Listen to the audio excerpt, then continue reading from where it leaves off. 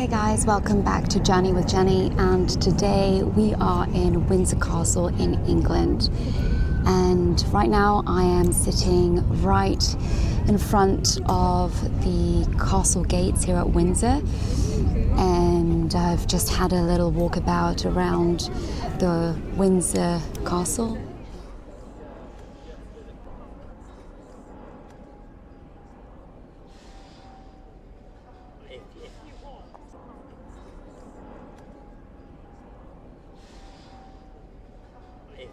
And as you can see behind me and in front of me, there are crowds walking towards there with holding mostly a bunch of flowers, families, from locals and tourists.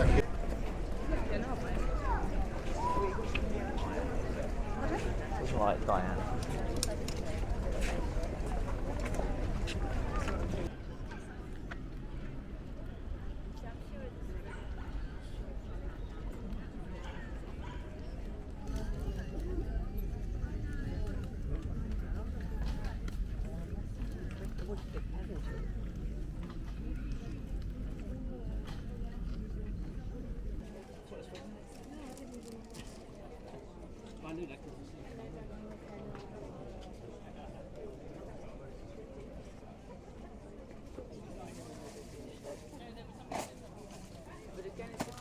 A lot of reporters roaming around as well, media hanging around on standby for any potential sightings or news. Well, this is an event we have spent years and years planning for, and I used to be the Europe correspondent here in London, so at the time that I worked here as the Europe correspondent, we had lots of plans in place, and so it's one of those events that you wished you would never have to see because of the sadness that is involved. But as you say, it is a once-in-a-lifetime experience, and it's just been a surreal time just to be part of this historical moment, seeing one era end and another reign begin. And of course there is so much poignancy that goes with it, and it's been incredible to see the outpouring of grief from everybody around, just to see how Britain is mourning the loss of Her Majesty. What's it been like in New Zealand? How are the sort of public taking to the news there? Well, there's certainly been a lot of shock. I mean, we all knew she was 96, but we probably didn't realise that she was ailing so heavily. We'd seen those photos just a couple of days ago of her with the new Prime Minister, and I knew everybody knows this day would come, but I don't think anybody could have been prepared for when it actually did come. And so we've had rolling back-to-back coverage for several days now. People have all their memories of Her Majesty. She'd visited New Zealand 10 times. We have very close ties with the royal family, and so yeah, there is definitely an air of grief in New Zealand as we look to what this new transition and chapter looks like with King Charles III as our new head of state. I also have to tell you of a little story. A lot of people, thousands of people, millions of people have met the Queen over the years, over her 70-year reign, and over her 96 years on this earth. But my little instance, I wanted to share the time I actually not really met the Queen, but definitely saw her up close and personal. I think it was in when I was in my 20s, early 20s, and I was interning. I was interning at Hello magazine in central London, and I think I was either on my way to work or picking up something at Waterloo Station in London. I was running, wasn't looking. I was kind of like trying to figure out which exit I was going to get out of, and all of a sudden, in this very busy train hub station, all of a sudden everyone just stopped and paused and stood still. And I was like walking around, and I had to stop as well because everyone stopped around me, and I was like, well, what is going on? I looked around and I looked at somebody and was like, what's going on? And that person was like, it's the Queen. And the Queen just walked right past me.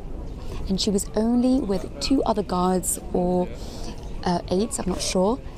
And she was dressed in casual attire.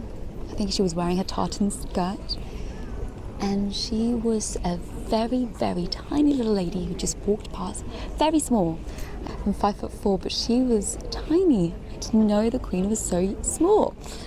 But I just saw her radiant face, and I saw how smooth her skin was. That's what I remember, how smooth her facial skin was, and how she had a nice little pinky lipstick on, her perfectly done hairdo. She was just like looking, oh yes, this way. So I could hear her say, and the two guards were walking towards the gate to get out of the station, and I saw her, I think it was a Rolls Royce or a Jaguar, and 1 or 2 cars outside. She just walked past me. I was like, is that really the Queen? I was like, yeah, that's the Queen. So where's she coming from? I said to one of the security guards, and they were like, yeah, she just came off her train. I think she just got back from an event, was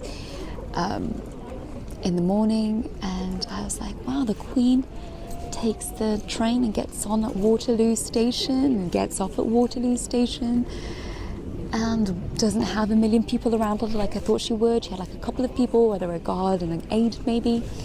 So I never will forget that that moment that I actually got to see the Queen walk past me for the first and last time that's ever happened to me. So that was my encounter with the Queen of England.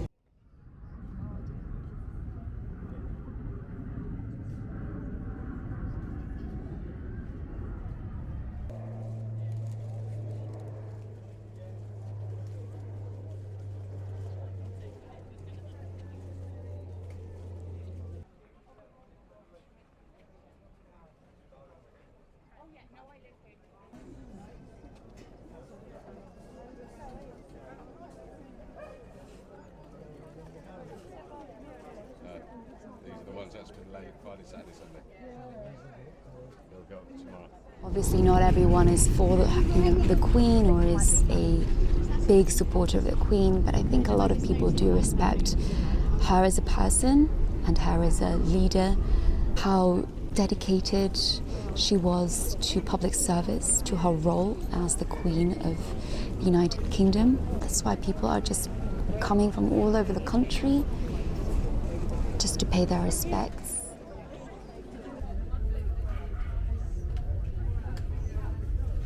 Accidentally encountered my auntie walking around Windsor. Say hi, auntie. Hello. This is Auntie Lani, and we're just in front of Windsor Castle gates. Yes. And auntie, even though she didn't want to, I asked her to just say a few words, just because you've been here for how long, Auntie Lai? About 20 years doing nursing. Yes. So nurse. where were you when you found out that the Queen passed away, sadly? Yes, we were at home. It was we were resting at home, a day off. Then we found out that the Queen passed, and it was a very, very sad time, like as if it's your loved one passed away. Yeah. That kind of feeling. How did you feel? Like, what was going on? Because the Queen has always been a part of the nation and somehow plays a part on. She's a role model and always an inspiration. So we always feel proud whenever the Queen is around. Yeah. And now that she's gone, although there's a plan in place, you can't help but to take part of the grieving and the sadness of the nation. Tell us where you're from, so people know, and then how long you've been here, etc. Originally, of course, nursing in the Philippines, and then came over to work here as a registered nurse in 2002. Yeah. And this year marked my 20 years in this country, and I've loved the culture, I love the surroundings, the people are around me, and the royals, especially the Queen. I can't let the funeral take pass without me paying tribute. I mean, for a legend who's given her life as a service, we must pay tribute, on those lifetime of service to Her Majesty the Queen. Here in the UK, she's highly respected because of her dedication to her role. She definitely put public service as her #1 priority. And she never put a foot wrong. She really did dedicate her entire life, just as she promised during her oath all those years ago. And now she's joined her beloved husband, Prince Philip, in heaven. So, yeah, just kind of wanted to pause all my other content and wanted to kind of show you and share with you what it's like here in Windsor at the moment. And what was nice to see is that all those flowers and messages do get taken into the castle grounds and placed inside. And some of them apparently also go into or around St. George's Chapel, where the Queen will be laid to rest. And at some point this week we'll also be checking out and going to central London to also hopefully be part of and see the funeral up close and personal. I'll see you again next time, only here on Journey with Jenny. Thank you for watching. Bye.